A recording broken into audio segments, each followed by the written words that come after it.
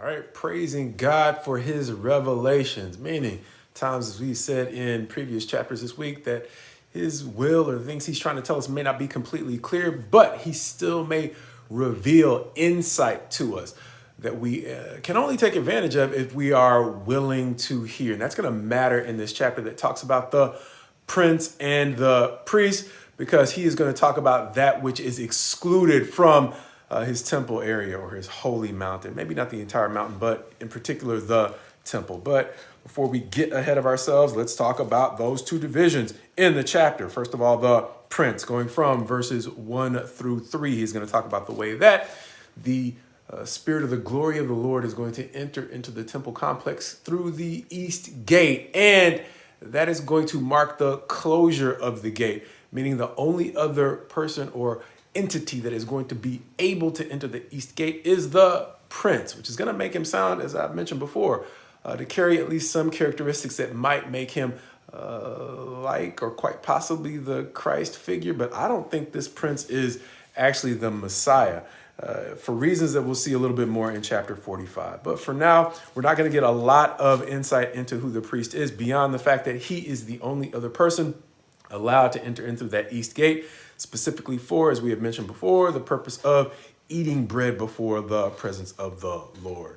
Beyond that, verses 4 through 8 are going to talk about the laws and statutes of the temple that are to be taught eventually to the nation of Israel on the condition, as we've seen before, that they are actually contrite and sorry or remorseful for the things that they have done. Why is it important? Well, as we go through verses 6 and 7, he's going to say he has had enough of their abominations, particularly in allowing the kinds of shady ways that have entered through those who are not only uncircumcised of flesh, but of heart, to enter into the temple. Specifically here, those who are going into the next section, verses 9 through 14, among the foreigners allowed to exist in the nation of Israel, but not allowed to draw near to God insofar as they are, once again, it's going to say in verse 9, uncircumcised in heart and flesh. Understanding that, as we mentioned on Wednesday night,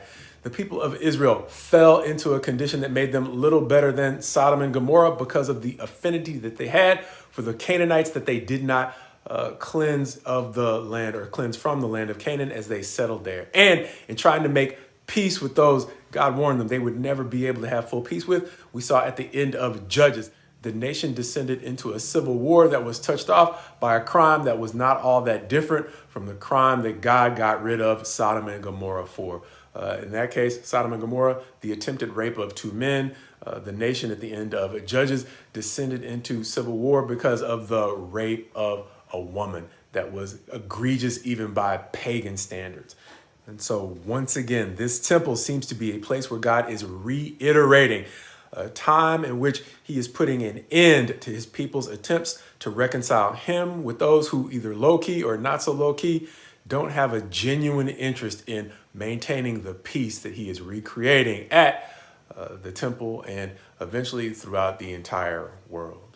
And quite possibly for that reason, the rest of that section, verses 9 through 14, will talk about the way that the Levites who had facilitated the people in their attempts to previously reconcile God with underhanded ways, they will no longer be able to draw near to God. But verses 15 through the end of the chapter will again reiterate that the sons of Zadok, those who refused to reconcile God with the traditions that God's people had picked up from those around them, those are the priests who will be alone able to minister to God. And their roles and responsibilities will be described in the rest of the chapter, verse 15 going on through roughly verse 31, it appears.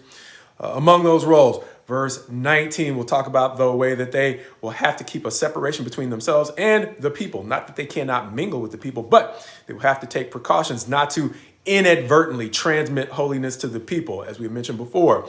A holiness that is reserved for those whose character God identifies as a character he wants to draw near to himself. So no inadvertent transmission of holiness to those who God has not called near to himself. Beyond that, they will teach the people the distinction between the clean and the unclean. Once again, seeming to call into at least kind of metaphorical similarity or metaphorical comparison to the fact that God is saying you got to put distance between your personal traditions or your personal desires and that which God has desired or declined, or that which God has declared to be holy.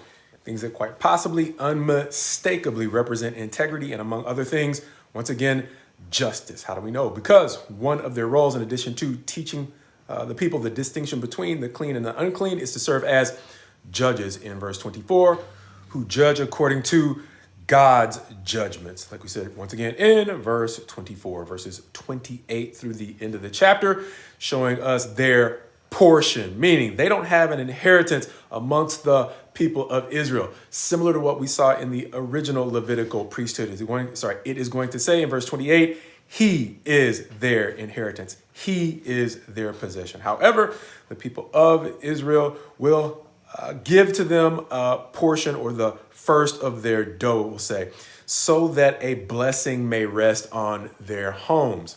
Similar to what we saw back in the Levitical priesthood, where some of the first fruits went to the priests. The sons of Zadok would likewise appreciate a blessing from the first fruits from at least some of the offerings made by the people. With this irony, I guess, the people in turn would be blessed by finally turning away from their tendency to look up to people with suspect character and instead lean into seeking out a new set of traditions, or actually the old neglected traditions from God that would eventually make, among other things, good character and sound judgment seem natural again.